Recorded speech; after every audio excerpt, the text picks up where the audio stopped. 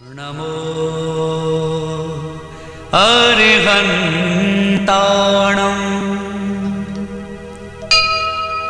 नमो सिद्धाणं नमो आयर्याणं नमो उवधायाणं नमो लोए सवसाहुणम्। इसी के साथ साथ गुरुओं की कृपा से इस वर्ष जन्म शताब्दी वर्ष पर भी वर्तमान जैन भवन में रेमोनेशन का कार्य तथा एक नया किडनी का हॉस्पिटल बनना है। यह भी बहुत जल्दी ही चालू हो जाएगा। आप लोगों के सहयोग से 4 अप्रैल से लेकर आज 31 अगस्त तक बड़े धार्मिक कार्य हो रहे हैं। तरह तरह के शिविर लग रहे हैं, मेडिकल कैंप लग रहे हैं, आदि बड़े अच्छे चरण कमलों में वंदना नमस्कार करते हुए सुख साता पूछती हूँ तथा यहाँ पर उपस्थित धर्म प्रेमी बंधुओं, माताओं और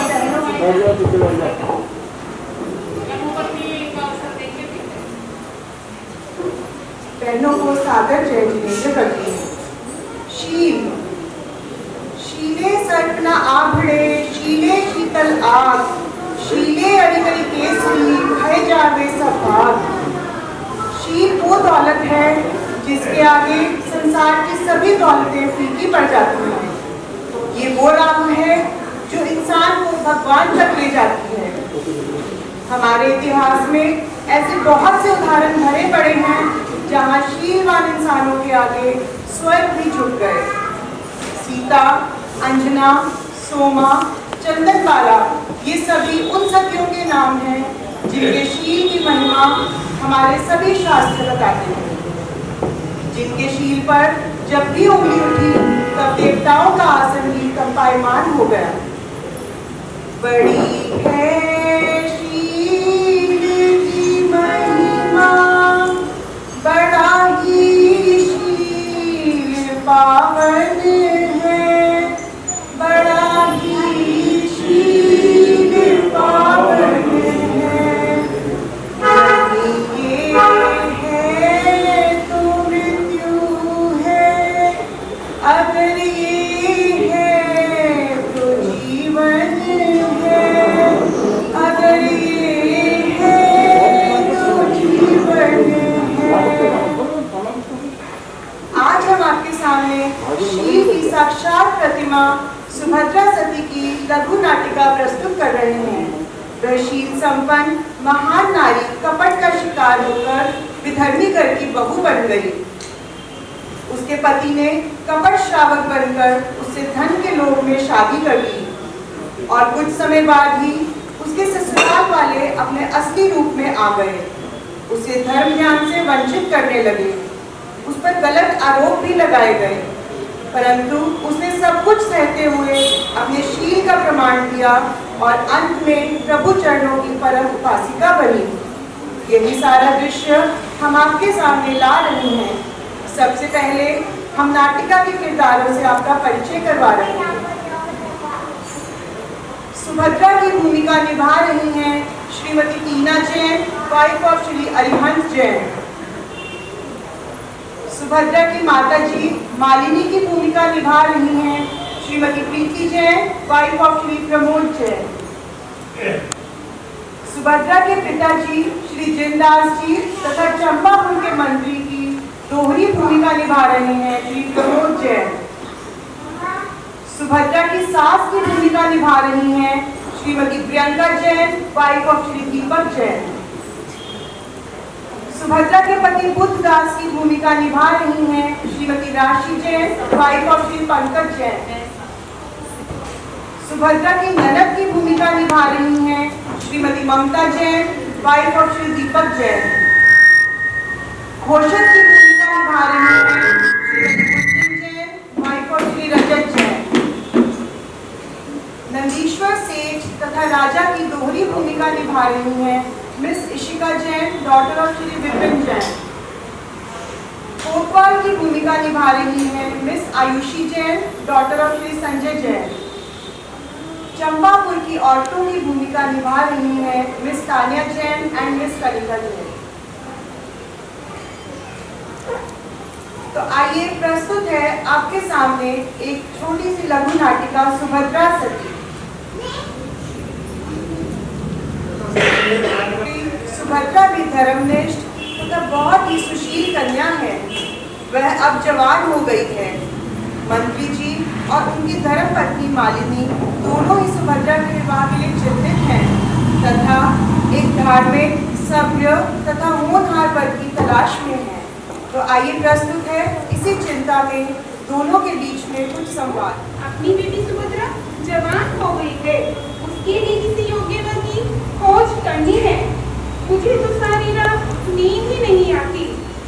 यदि बेटी के हाथ पीले हो जाए तो दिल को चैन मिले। अब आप आलस छोड़ो और उसके लिए किसी योग्य वर की खोज में निकलो। मैं सब समझता हूँ मालिनी, तुम इस जन्म को सुखी करने की बात कर रही हो। मेरा ध्यान अगले जन्म पर भी है। हम जैन धर्म के अनुयायी हैं। भगवान महावीर द्वारा फरमाया हुआ धर्म हमारी रग रग में समाया हुआ है और हमारी बेटी सुभद्रा भी धर्म ज्ञान के रंग में पूरी तरह से रंगी हुई है। इसके लिए हमें कोई परम धार्मिक वर ही खोजना है, चाहे वह निर्धन कुल का ही क्यों न हो। नहीं जी, मैं ये नहीं मानूंगी। अपनी पद और प्रतिष्ठा के अनुसार ही हमें घर देखना है। वर के घर में 7 मंजिला हवेली हो, सोने और चांदी के बर्तनों में भोजन करते हो, चारों तरफ दास और दासी घूमते हो, देश विदेश में व्यापार चलता हो, जिधर से भी वो निकले सब लोग उन्हें झुककर प्रणाम करते हो। देवी, ये सुख और दुख तो सब पुण्य और पाप का खेल है। यदि व्यक्ति का शील धर्म सुरक्षित है तो वो सर्प को भी फूलों का हार बना देता है और अग्नि को भी शीतल कर देता है और नर्क में भी स्वर्ग की सृष्टि कर देता है। देवी, होनहार को कोई नहीं टाल सकता और हमारी बेटी सुभद्रा तो साक्षात शील धर्म की प्रतिमा है। मैं तो उसके लिए परम धर्मी, परम श्रावक, जिन धर्मोपासक वर की खोज करूंगा। ये करोड़ों अरबों रुपए में खेलने वाला विदर्भी वर्ग मुझे कतई पसंद नहीं है और ये मेरा प्रथम और अंतिम निर्णय है। तुम भी ध्यान रखना। ठीक है, और आप जल्दी करो। दूर दूर देश विदेशों में अपने कर्मचारियों को भेज दो और ग्राम नगरों में घोषणा करा दो। ठीक है, आई ही मैं। इस पूरे वार्तालाप के पश्चात मंत्री जी अपने कर्मचारियों को भिन्न भिन्न दिशाओं में योग्य वर की तलाश में भेजने की योजना बनाते हैं तथा घोषक को बुलाकर सारी बातें अच्छे से समझा देते हैं। घोषक बसंतपुर से निकलता है तथा कुछ दिनों बाद चंपापुर पहुंच जाता है। वहां पहुंचकर वहां के बाजारों चौराहों पर घोषणा करने लगता है। ओहो, बड़ी दूर निकल आया हूँ। बसंतपुर से चला था और ये चंपापुर आ गया।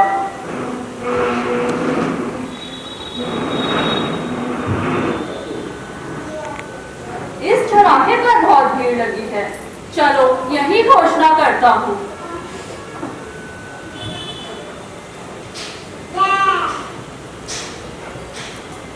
चंपापुर के प्रबुद्ध पुरुषों, सुनिए सुनिए सुनिए। बसंतपुर के राजा जित शत्रु के प्रधानमंत्री श्री जिनदास जी अपनी कन्या सुभद्रा के लिए जो रूप और यौवन से संपन्न, सुशिक्षित और सुसंस्कारित है, महाकुलीन और महाभाग्यवती है, साथ ही परम विचक्षण और परम धार्मिक भी है, उसके लिए एक योग्य वर की खोज कर रहे हैं। योग्य वर उच्च कुल और उच्च शिक्षा से संपन्न हो, वह भगवान महावीर द्वारा फरमाए गए जैन धर्म का अनुयायी होना चाहिए। कन्या के विवाह में महामंत्री बहुत सा दान दहेज प्रदान करेंगे।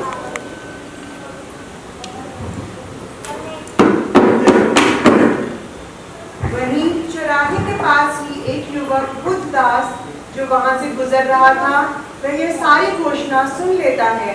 वह एक अजैन युवक है और उसका पूरा परिवार विधर्मी है। जैन धर्म में उनका कोई विश्वास नहीं है, परंतु पैसे के लालच में आकर वह कपट श्रावक बनने के लिए तैयार हो जाता है और अपनी माँ के साथ मिलकर एक योजना बनाता है। माँ, माँ, क्या हुआ? क्या तुमने सुना है? क्या? बगलपुर के महामंत्री अपनी कन्या के लिए वर की खोज कर रहे हैं। अच्छा, वह परम रूपवती और सुशील है। ये तो बड़ी अच्छी बात है। मंत्री जी उसके विवाह में करोड़ों रुपए खर्च कर रहे हैं। करोड़ों? करोड़ों। अरे वाह! पर माँ, उनको वर जैन श्रावक ही चाहिए। यद्यपि हम जैन नहीं हैं और भगवान महावीर द्वारा फरमाए जैन धर्म को नहीं मानते, और मैं कपट श्रावक बन जाता हूँ। हाँ, ये ठीक रहेगा। और ये विवाह करा लेता हूँ। हाँ हाँ, बिल्कुल। इससे हमें वधू तो मिलेगी ही, पैसा और प्रतिष्ठा भी मिलेगी। हाँ बेटा बुद्धास, बिल्कुल ठीक है। तुम ये काम सिरे से लगाओ। बसंतपुर में तो हमारा साम्राज्य है ही, अब चंपापुर में भी हमारी मान प्रतिष्ठा बढ़ जाएगी। तुम बनोगे महामंत्री के जमाता और मैं उनकी समधन। अब जाओ जाओ, जल्दी जाओ, शीघ्र यत्न करो। ठीक है माता। बुद्धदास दोबारा से उसी चौराहे पर पहुंचता है तथा घोषक के साथ कुछ वार्तालाप करता है।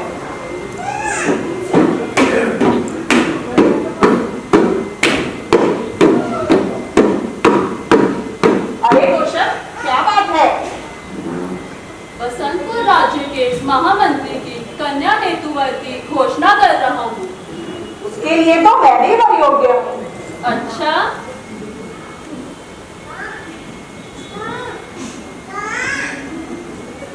क्या तुम जैन हो? हाँ हाँ, मैं जैन हूँ और ये धर्म तो मेरी रग रग में समाया हुआ है। क्या समाहित करना जानते हो? सामायिक?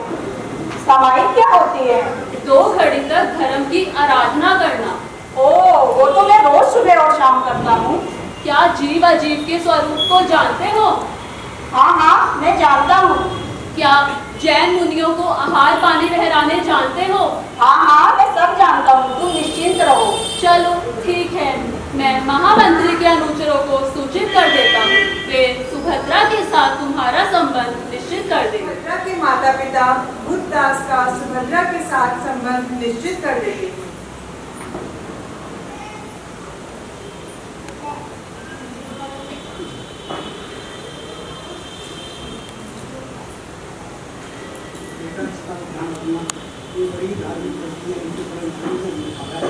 ठीक है पिताजी। कुछ समय पश्चात बुद्धदास तथा सुभद्रा का विवाह बहुत ही धूमधाम से हो जाता है। सुभद्रा अपने ससुराल में आकर भी धर्म ज्ञान करने लग जाती है। वह समाई, संवर, स्वाध्याय आदि करती है तथा साधु साधियों की सेवा भी करती है, परंतु उसकी ससुराल में किसी को भी यह सब पसंद नहीं आता है। सुभद्रा की ननद अपनी माँ के कान भरना शुरू कर देती है।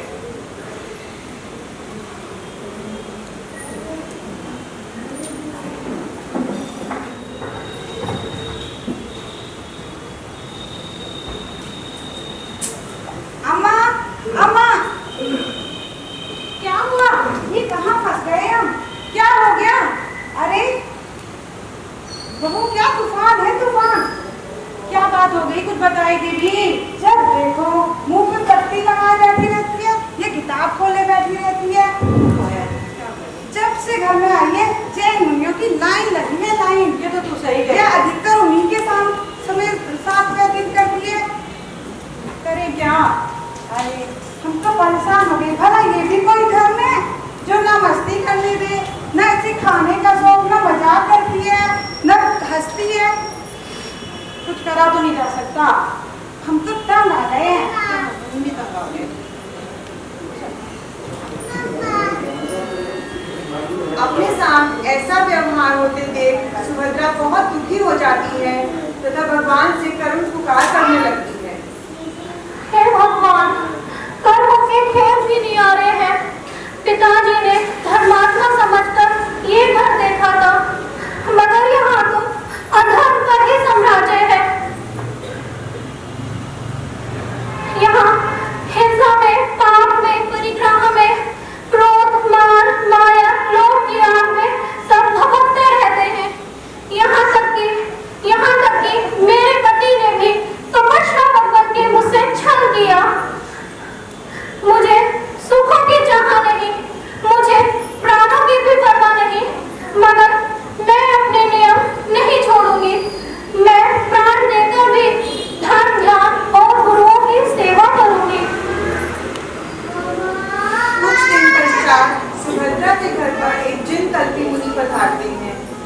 आंख में तिनका पड़ गया था।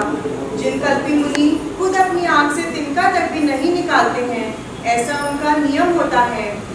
ऐसी अवस्था में सुभद्रा ने मुनि को आहार पानी पहराने के पश्चात अपनी जीभ से वह तिनका निकाला और उन्हें सागर पहुंचाई।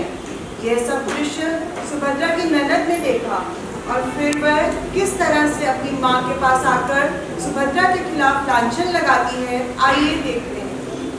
अम्मा, अम्मा, क्या हुआ? अनाथ, घोर अनाथ। क्या हो गया? अरे कुलक्षणी माँ की बेटी, कुलक्षणी घर के काम। कुछ हुआ भी, बताएगी भी? अरे घर में आज एक जैन मुनि आए थे, यहाँ तो आते ही रहते हैं। बताए, भाभी ने पहले उनको भोजन कराया, तो क्या हुआ? फिर उनके साथ खड़े होकर प्रेमालाप किया। ये क्या कह रही है? हाँ माँ, जब मुनि घर से निकल रहे थे तो भाभी की ललाट की बिंदी मुनि के ललाट पे लगी थी। हाय राम, ये दुराचार! हाँ, हमारे घर में ऐसा दुराचार। हे भगवान, कहाँ से आ गई ये कुलक्षणी उल्टा हमारे घर में? क्या करें बता? नहीं नहीं माँ जी, नहीं, ये सत्य नहीं है माँ जी। बहन जी जो कह रही है वो सत्य नहीं है। मेरे शीर पर शक मत कीजिए माँ जी, मैं बिल्कुल निर्दोष हूँ माँ जी। मैंने किसी जैन मुनि से कोई दुराचार नहीं किया है। रहने दे, तू रहने दे बस। नहीं माँ जी, वे जिन कल्पी मुनि होते हैं उनकी दिनचर्या बहुत कठोर होती है। तो तुझे क्या करना था? माता जी, वे हमारे घर भिक्षा के लिए पधारे थे। माता जी, वे एक समय घर में खड़े होकर हाथों में भोजन करते हैं, तो मैंने पहले उन्हें भोजन कराया और फिर देखा कि उनकी आंखों से अश्रुधारा बह रही थी। तो मैंने देखती। माँ जी, कारण पूछने पर ज्ञात हुआ कि मुनि की आंखों में तिनका चला गया है। सारी दुनिया में तू ही रह गई थी क्या तिनका निकालने वाली? नहीं माता जी, कठोर तपस्या के कारण मुनिराज अपनी आंखों से तिनका स्वयं नहीं निकालते। तो तूने निकाल दिया?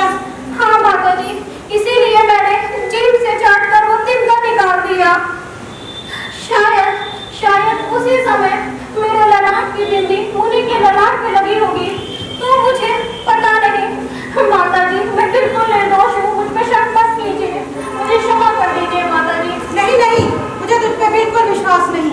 तू दुराचारनी है, तू कलंकनी है, तू शील भ्रष्ट नारी है। अरे सर्पनी भी 100 बच्चों को खाकर एक को छोड़ देती है, तूने तो एक भी ना छोड़ा। अपने गुरुओं से दुराचार करती है, गुरुओं से। धिक्कार है तुझ पे और तेरे गुरु पे। हे भगवान, किस बाबू से हमारा पल्ला पड़ गया, सत्यानाश हो गया हमारा। तो ये सारी बातें पूरी नगरी में जंगल की आग की तरह फैल गई कि सुभद्रा दुराचारिणी है। जगह जगह पर सभी लोग एक दूसरे से तरह तरह की बातें करने लग जाते हैं। इस धरती पर पाप का साम्राज्य छा गया है। ऐसा क्या हुआ? धरती फटने वाली है, पढ़ने आने वाली है।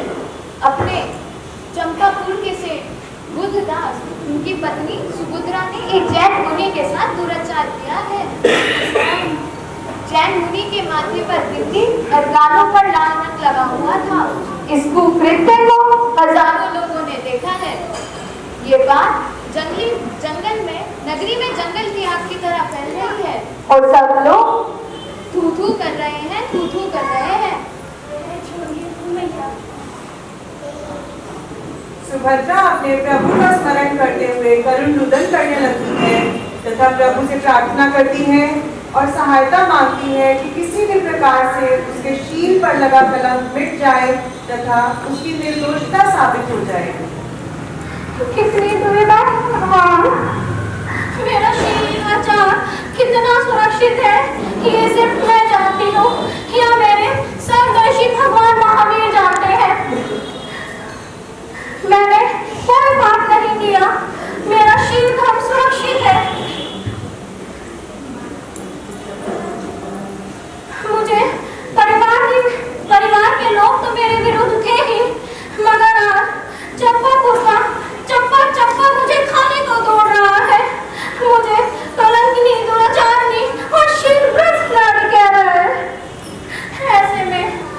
ऐसे में जब कोई सहायक नहीं होता तब ये धर्म ही सहायक होता है। मैं अपने शील सहाय देवता की शरण लेती हूँ। हे मेरे शील सहाय देवता, यदि मेरा शील धर्म सुरक्षित है, यदि मैंने मन वचन काया से कोई पाप नहीं किया है, तो कोई ऐसा चमत्कार दिखाओ जिससे संपूर्ण नगरी को मेरी शील संपन्नता पर विश्वास हो जाए। और जब तक ये प्रमाण पत्र नहीं मिल जाता, तब तक मैं कठोर तपस्या करूंगी, तब तक मैं अन्न जल का त्याग करती हूँ। एक दिन राज दरबार में राजा अपने सभासदों के साथ बैठा कुछ वार्तालाप कर रहा था।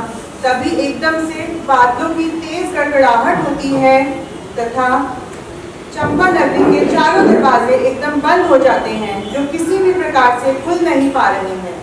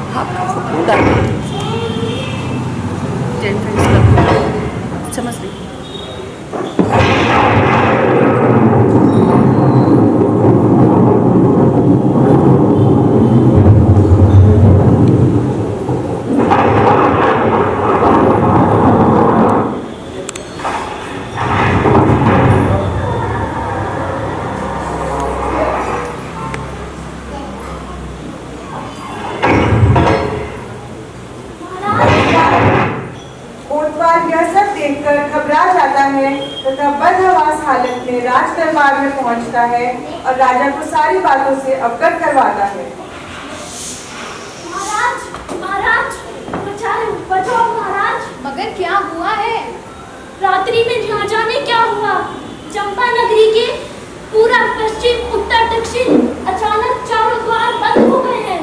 भीतर में बाहर का आवागमन पूर्ण रुक गया है। आयात में निर्यात की सारी व्यवस्था ठप हो गई है महाराज। भीतर में बाहर का आवागमन पूर्ण रुक गया है। भोजन में पानी की व्यवस्था छिन्न भिन्न हो गई है। हमने बहुत प्रयत्न किया महाराज, हाथियों से भी द्वार को तुड़वाने की प्रयत्न किया, किंतु सब व्यर्थ सिद्ध हुआ महाराज, सब व्यर्थ सिद्ध हुआ। ना जाने ये कैसा देवी प्रकोप है, पहले तो ऐसा कभी सुनने में नहीं आया। तभी एकदम से बादलों की गड़गड़ाहट होने लगती है तथा बहुत जोर से एक आकाशवाणी होती है।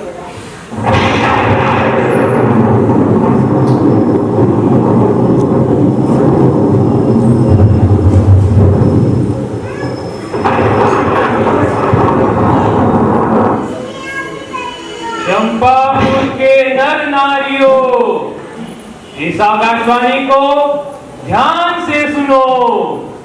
चंपा नगरी में पाप और अनीति का, झूठ और अत्याचार का बोलबाला हो गया है। इस कारण भाग्य के देवता तुमसे रूठ गए हैं। उन्होंने नगरी के चारों द्वार बंद कर दिए हैं। किसी भी मानव प्रयास से ये नहीं खुलेंगे। यदि चंपा नगरी की कोई सती साध्वी, शील की प्रतिमा नारी कच्चे धागे से छल्ली बांधकर कुएं से पानी खींचे और उस पानी को चारों द्वार पर छिड़के, तभी ये द्वार खुलेंगे। अन्यथा ये चारों द्वार सदा सदा के लिए बंद रहेंगे और सभी नर नारी नगरों में ही घुट घुट कर पशुओं की मारे जाएंगे।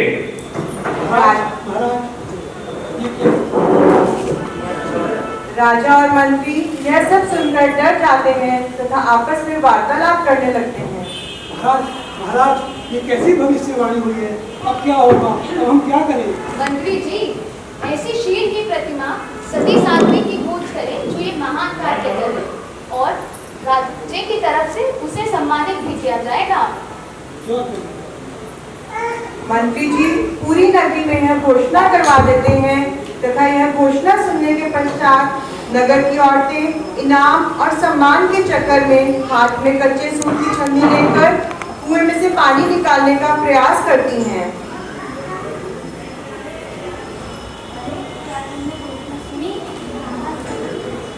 हाँ चलो इसमें हमें करने मिलेगा और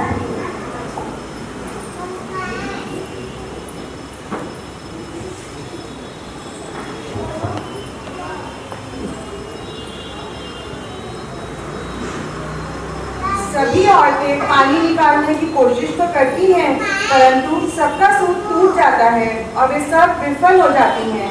सभी अपना घूंघट निकालकर चली जाती हैं। यह आकाशवाणी तथा राजा की घोषणा सुनने के पश्चात सुभद्रा भी अपनी सास के पास आती है तथा अपने शील धर्म की रक्षा करने हेतु कुएं से पानी निकालने की आज्ञा मांगती है।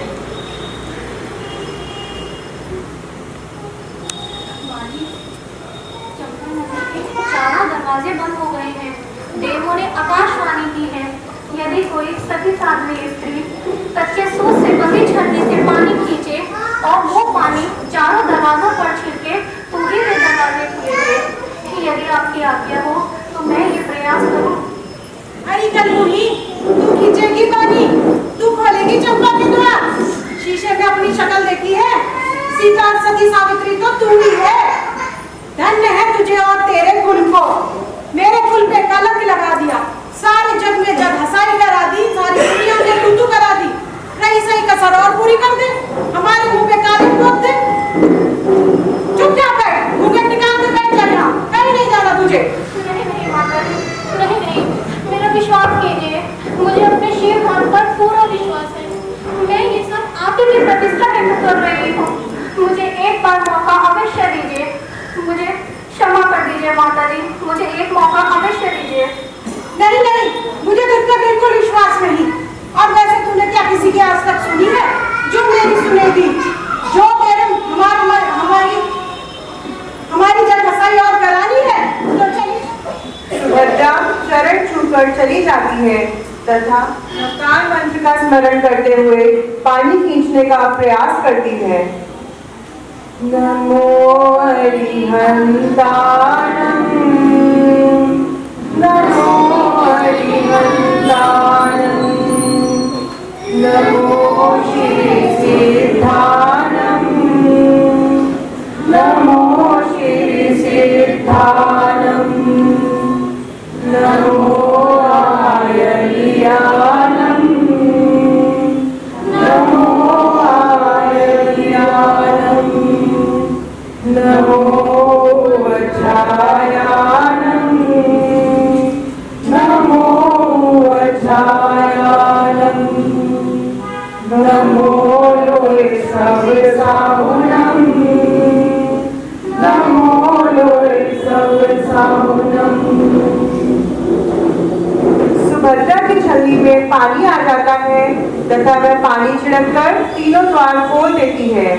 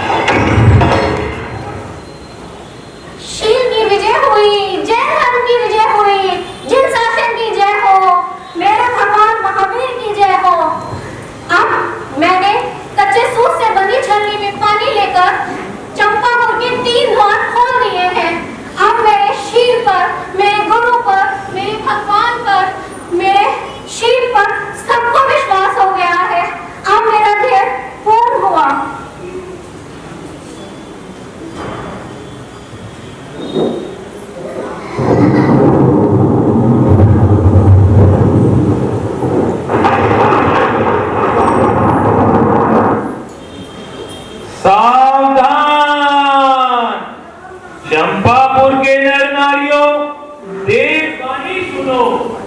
चंपा निवासी बुद्धदास की धर्म पत्नी सुभद्रा देवी परम सदाचारिणी है। बेटी, जब तुमने ये 3 द्वार खोल दिए हैं, ये चौथा द्वार भी खोल दो।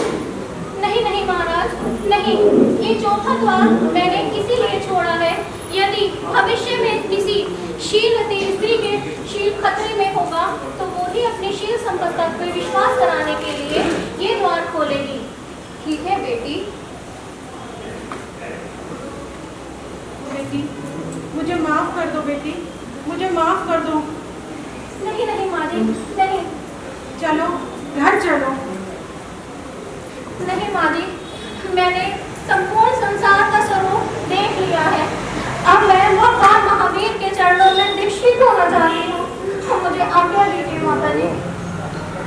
जैसी तेरी इच्छा बेटी। अगर तुझे साधना है, करनी है, तो हम उसमें बाधक नहीं बनेंगे। तेरी जैसी इच्छा। बेटी, शील धन की महिमा अपरंपार है और तूने शील धन की शक्ति को पूरे लोक में उजागर कर दिया है। धन्य हो बेटी, धन्य हो। बेटी, मैं आज दीक्षा का निर्णय लेके जैन धर्म की प्रभावना आगे बढ़ाने का निर्णय लिया है। हम भी यही चाहते हैं कि तुम जैन धर्म की प्रभावना ऐसे ही दिन रात बढ़ाती रहो। ऐसी बेटी पाकर हम धन्य हो गए हैं। चमकेगा गगन में मेरी आँख का सितारा, बन जाएगा प्रभु का जो था अभी हमारा। चमकेगा अब गगन में, ममता ये कह रही है रास्ते में रोक डालूं, कर्तव्य कह रहा है ये हक नहीं तुम्हारा। चमकेगा अब गगन में मेरी आँख का सितारा, बन जाएगा प्रभु का जो था अभी हमारा। चमकेगा अब गगन में। सबकी आज्ञा ग्रहण कर चली सदी निर्दोष, दीक्षा ले शुद्ध बुद्ध हो गई शीघ्र ही मोक्ष।